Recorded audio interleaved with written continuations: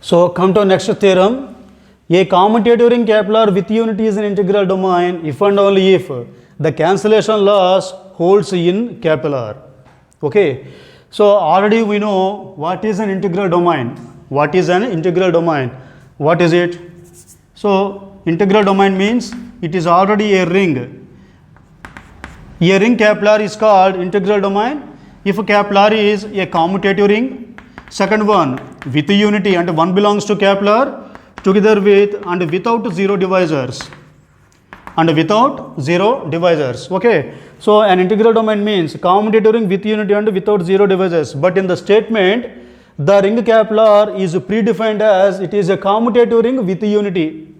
So predefinedly he defined that a capital R as a commutative ring with unity. So to show it is an integral domain, it remains to show that without zero divisors condition only.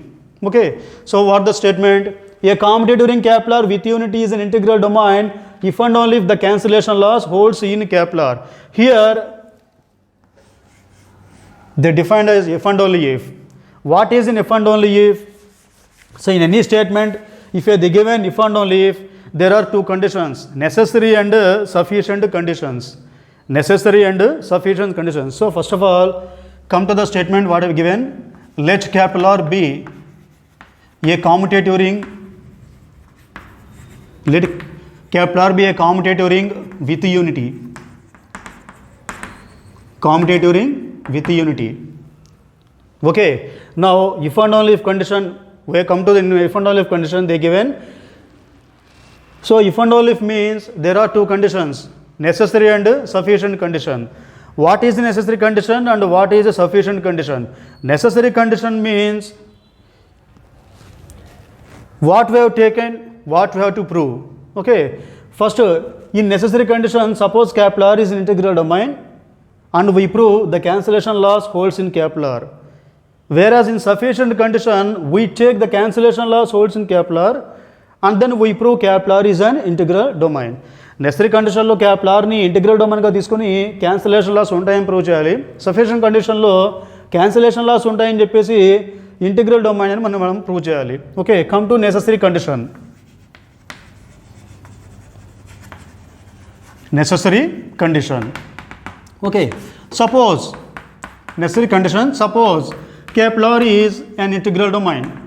Capital R is an integral domain. Integral domain means commutative ring with unity without zero divisors. Okay. Now what we have to prove? Now we prove the cancellation loss. Now we prove the cancellation loss holds or exists in capital R. That is what we have to prove. What are the cancellation loss? First we have to know that. What are the cancellation loss? For example, for any three elements A, B, C in R, AB equal to AC implies B equal to C. Next one, BA equal to CA implies B equal to C. In the both cases, A not equal to 0. If AB equal to AC implies B equal to C, BA equal to CA implies B equal to C. Here, small a lies on the left side of both B and C. So it is called left cancellation. And in second one, A lies on the right side of B and C. So this cancellation law is called right cancellation. So this is left cancellation, this is right cancellation. AB equal to AC implies B equal to C, left cancellation. BA equal to CA implies B equal to C, right cancellation. Now we have to prove these two conditions. We prove the cancellation loss holds in capital R. Okay. In both cases, A not equal to 0. Okay. Now we check. Let small a comma B comma C belongs to capital R so that A not equal to 0. So that A not equal to 0 such that AB equal to AC. AB equal to AC. So that implies AB, take that AC to this side. AB minus AC equal to 0. That implies take A common. A into B minus C equal to 0. Okay. So what here? Capital R is an integral domain. Integral domain means commutative ring with unity, and the last one is without zero divisors. What we know about without zero divisors? What is the definition of without zero divisors? AB equal to 0 implies either A equal to 0 or B equal to 0. If the product of any two members is 0, then any one of those among two is must be 0. So AB equal to 0 implies either A equal to 0 or B equal to 0. In the similar manner, A into B minus C equal to 0 here. But R is integral domain, that is, since R is without 0 divisors, since R is without 0 divisors, comma, A into, for example, B minus called as AB, B anukondi, A into B equal to 0 implies either A equal to 0 or B minus C equal to 0 by the condition of without 0 divisibility. Okay, so A, B equal to 0 implies either A equal to 0 or B equal to 0. But here we have A not equal to 0. So since A not equal to 0, then we must have B minus C equal to 0. So that implies B equal to C. So AB equal to AC తీసుకున్నాను, ఆ AC తీసుకొచ్చాం, AB minus AC equal to 0, we get A into B minus C equal to 0. ఇది AB equal to 0 ఫామ్లో ఉంది. R అంటే integral domain, that is without 0 divisors. So without 0 divisibility condition ప్రకారంగా AB equal to 0 అయితే either A equal to 0 or B equal to 0. So either A equal to 0 or B minus C equal to 0. But here A not equal to 0. So since A not equal to 0, we must have B minus C equal to 0. So that implies B equal to C. So AB equal to AC implies B equal to C. Similarly, okay, similarly we prove if BA equal to CA implies B equal to C for A not equal to 0. In the similar manner we prove if BA equal to CA implies B equal to C for A not equal to 0. So in the both cases we prove AB equal to C implies B equal to C and BA equal to CA implies B equal to C for A not equal to 0. Therefore the cancellation loss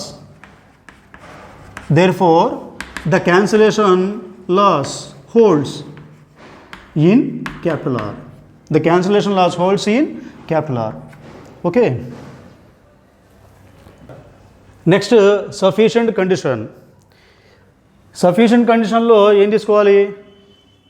If capital R, if the cancellation loss holds in capital R, now we have to prove capital R is an integral domain. So in sufficient condition, suppose the cancellation loss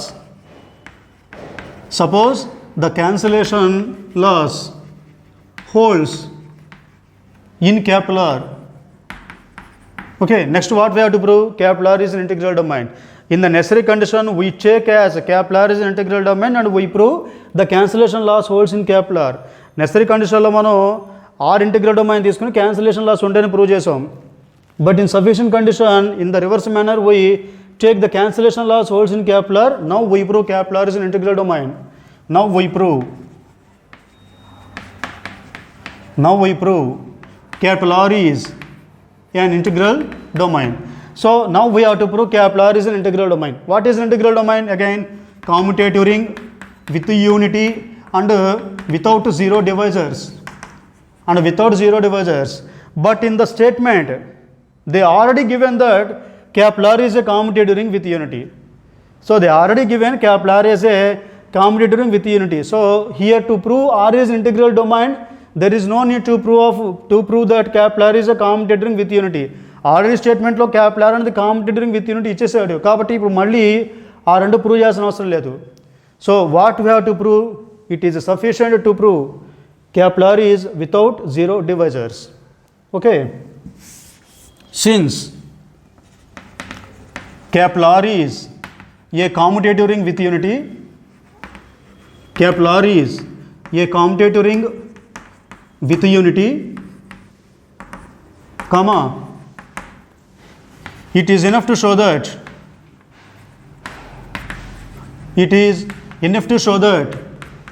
capital R is without 0 divisors. Capital R is without 0 divisors. It is enough to show that. Okay. Now, what is without 0 divisors condition? AB equal to 0 implies either A equal to 0 or B equal to 0. Okay. If we take AB equal to 0 and A not equal to 0, now what we have to prove? B equal to 0. Okay, so let for A comma B belongs to R such that AB equal to 0 for A not equal to 0. So AB equal to 0, now we have to prove capital R is without 0 divisors. So without 0 divisors means AB equal to 0 అయితే either A equal to 0 or B equal to 0. Already we define A not equal to 0. Then what next we have to prove? B equal to 0. AB equal to 0 తీసుకొని A equal to 0 or B equal to 0 అవ్వాలి. కానీ A not equal to 0గా ముందే అనుకున్నాం. So next we have to prove B equal to 0. So that implies AB equal to write 0 as A into 0. That implies already in sufficient condition the cancellation laws exist in capital R. So by left cancellation AA get cancelled, then what remain? B equal to 0. Since by left cancellation, okay, therefore AB equal to 0 for A not equal to 0 implies what we prove? B equal to 0. In the similar manner, AB equal to 0 for B not equal to 0 implies what we prove? A equal to 0. So in any cases we have AB equal to 0 implies either A equal to 0 or B equal to 0. Okay, therefore capital R is without 0 divisors. Capital R is without 0 divisors. So now we prove capital R is without 0 divisors. In the given statement, capital R is already a commutator ring with unity. So totally capital R is a commutator ring with unity and without 0 divisors. Therefore capital R is an integral domain.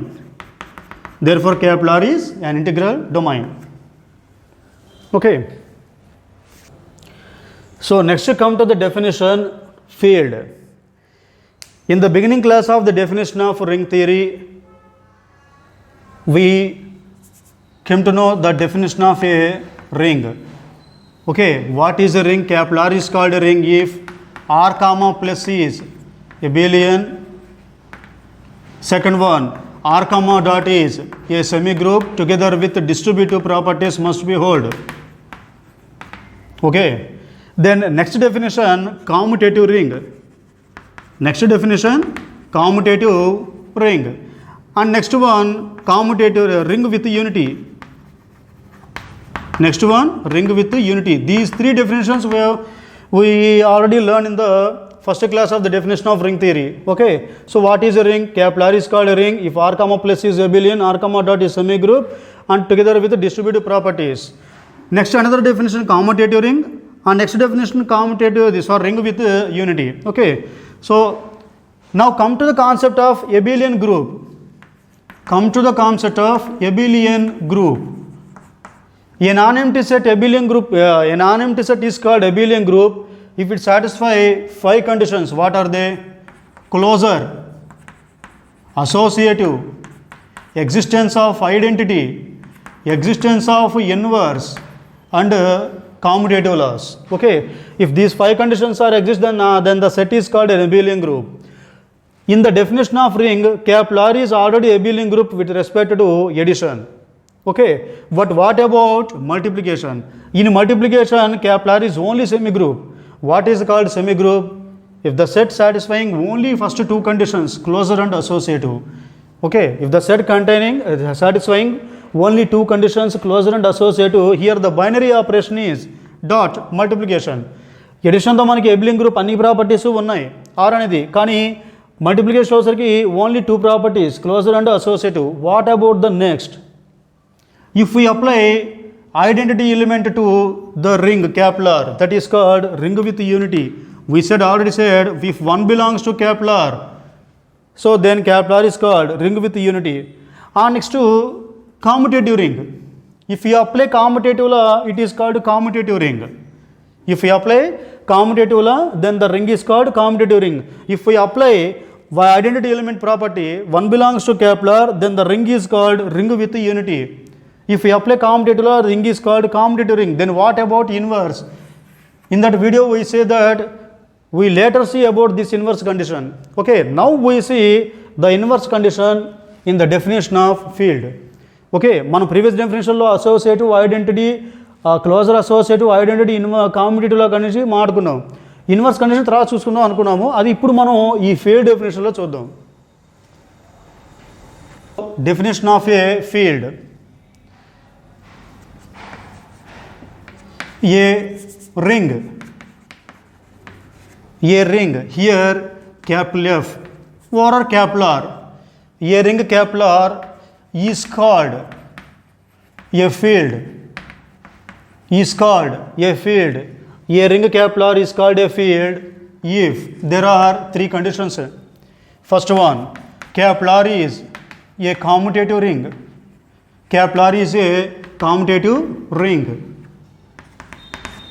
One belongs to capital R, that means capital R is with unity. Capital R is with unity. Here the last condition we apply that inverse property.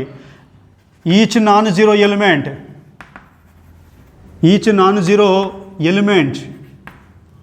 in capital R having multiplicative inverse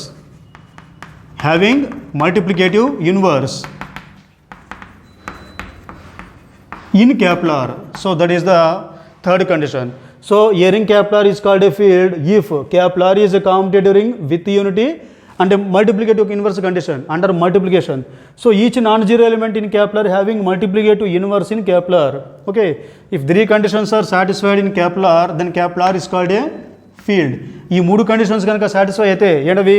capital R commutative ring, one belongs to capital R and multiplicative inverse condition exists in capital R. ప్రతి non zero ఎలిమెంట్కి multiplicative inverse ఉండాలి. ఈ third condition. If the three conditions are exist then the ring is becomes a field. Okay, next what happened to a field if the commutative property is omitted. Field డెఫినేషన్లోంచి కనుక commutative అన్న పదాన్ని తీసేస్తే, if the condition of commutative is omitted or neglected from the definition of a field, then that field is called a division field. Sorry, a division ring. A division ring. So what is a division ring? A ring capital R is called a division ring. A division ring if these two conditions only exist. One belongs to R. Here this is the first condition, and the second condition multiplicative inverse as it is seen. Each non-zero element in capital R having multiplicative inverse in capital R. Okay, so a ring capital R is called a division ring if only these two conditions only exist in a division ring. Okay, so here the ring capital R is not commutative. In the definition of a division ring, capital R is not commutative. Okay, so a ring capital R is called a division ring if these two conditions exist. One belongs to R and multiplicative inverse condition. Now if we add this commutative property to the division ring, then it becomes a field. అంతే కదా, ఈ రెండు conditions ఉంటేనేమో division ring అంటున్నారు. Okay, దీనికి కాంపిటేటివ్లో కూడా కలిపితే అది ఏమవుతుంది? ఫీల్డ్ అయిపోతుంది. So there is another definition of a field.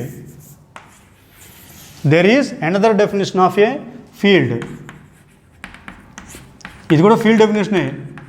What is its? We simply raise a commutative division ring. A commutative division ring is a field. So simply we defined a field as commutative division ring is a field.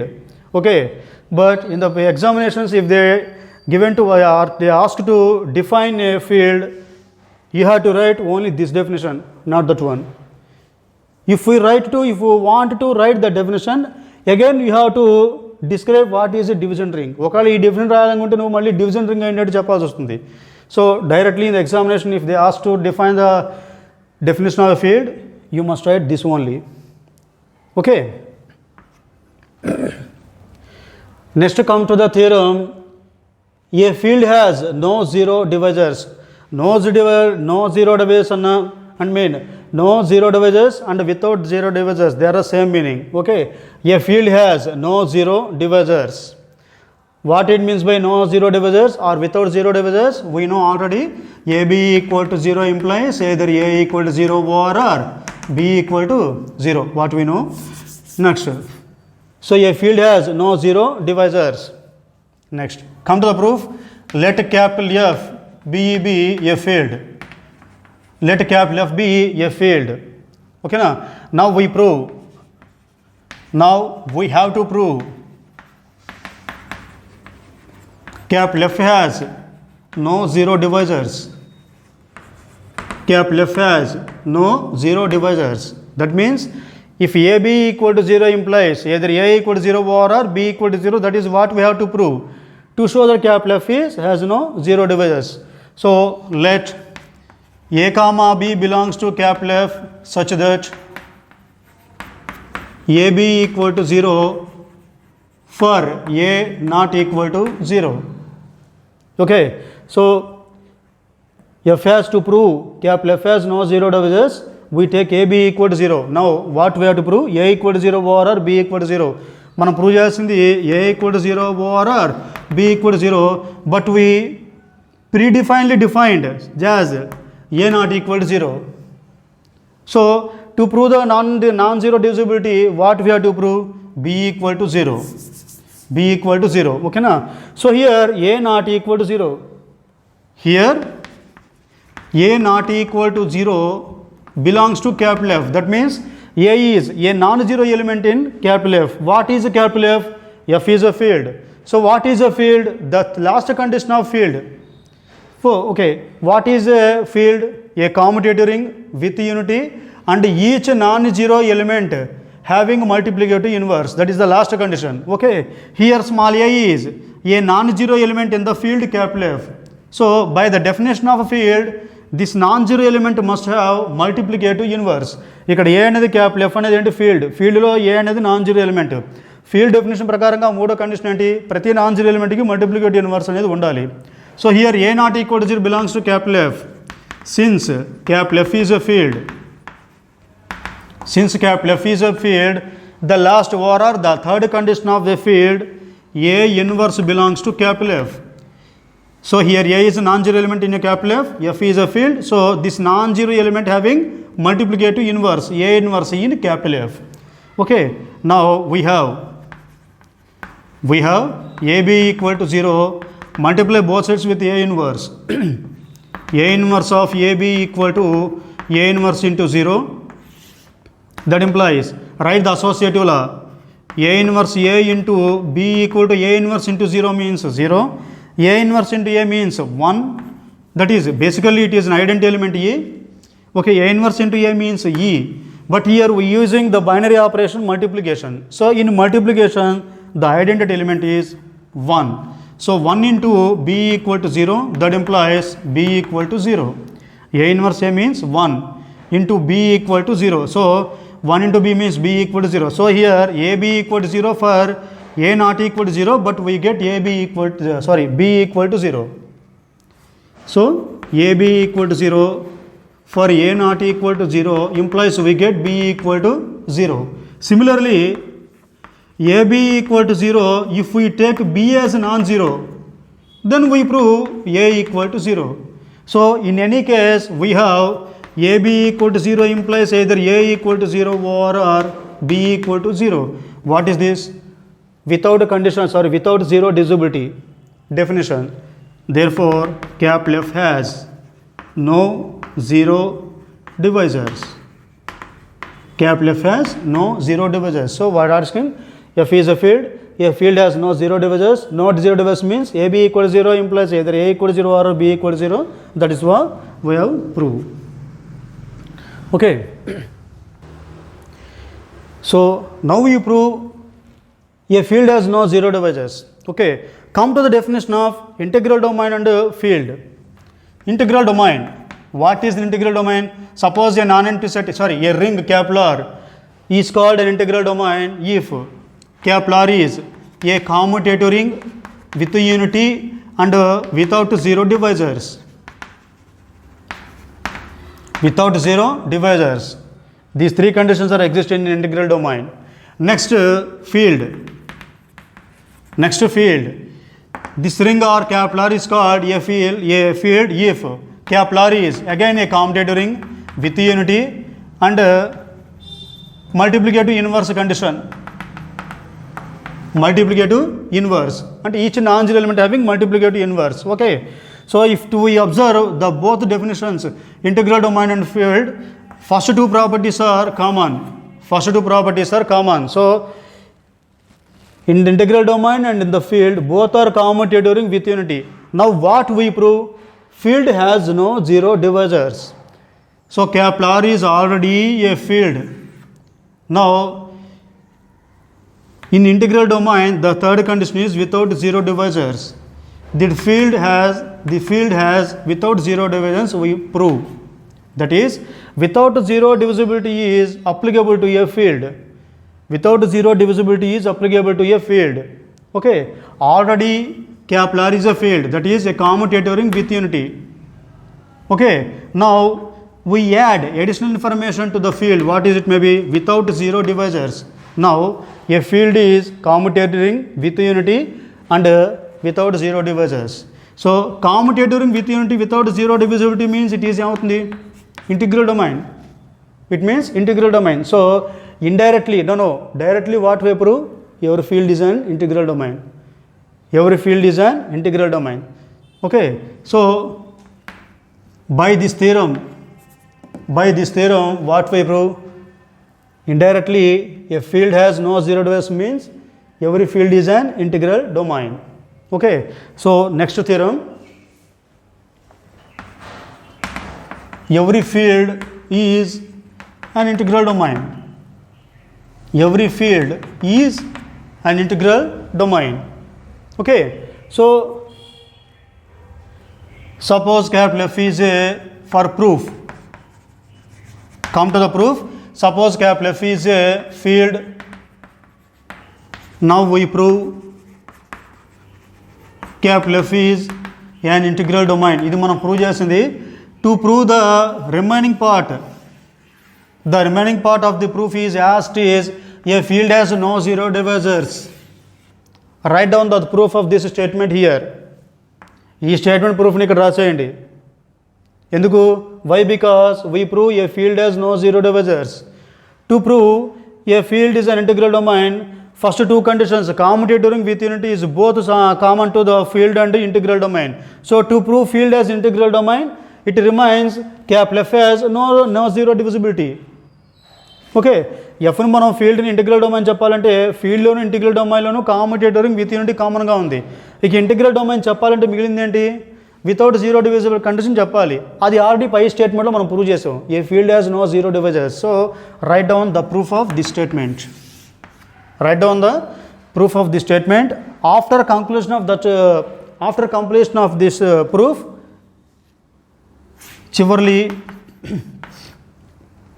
hence write down the statement. Every field is an integral domain. Every field is an integral domain. Okay, so to prove every field is an integral domain, suppose proof suppose capital F is a field. Now we prove capital F is an integral domain. Then the remaining part is the same. Write down the proof of the statement. A field has no zero divisors. This statement proof ni ikkada raseyandi. Then after that conclude that hence every field is an integral domain. That is the completion of the statement. Every field is an integral domain. Okay, here we prove every field is an integral domain. Then what is the converse? Is the converse true? Is the converse true? That means is every integral domain is a field? Is every integral domain is a field? Exactly no. Okay.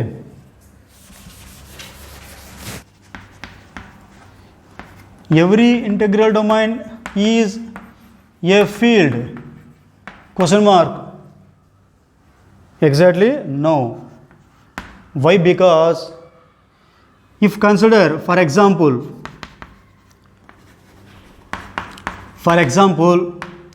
consider ring of integers z comma plus comma dot. Consider ring of integers z comma plus comma dot. so z comma plus comma dot is z is here z comma plus comma dot is an integral domain. An integral domain, there is no doubt at all. Okay, but it is not a field. But z comma plus comma dot is not a field.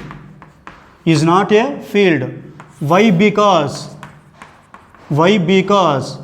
in the definition of field, last condition is each non-zero element having multiplicative inverse in capital. So for 2 belongs to z.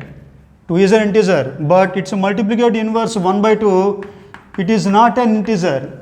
1 by 2 it is not an integer. So for 2 belongs to z, 1 by 2 does not belong to z. So in the ring of integer, multiplicative inverse condition is failed.